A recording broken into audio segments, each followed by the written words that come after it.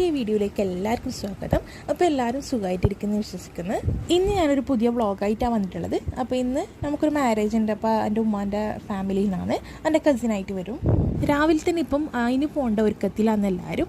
അപ്പോൾ ഏകദേശം 10 മണിയാകുമ്പോൾ തന്നെ ഇറങ്ങണം, കാരണം കുറച്ച് ലോങ് ആണ് പരിപാടി വരുന്നത്.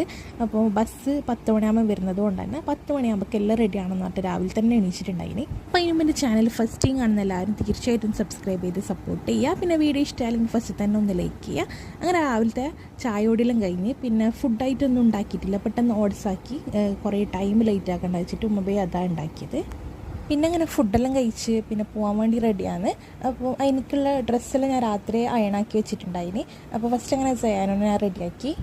അങ്ങനെ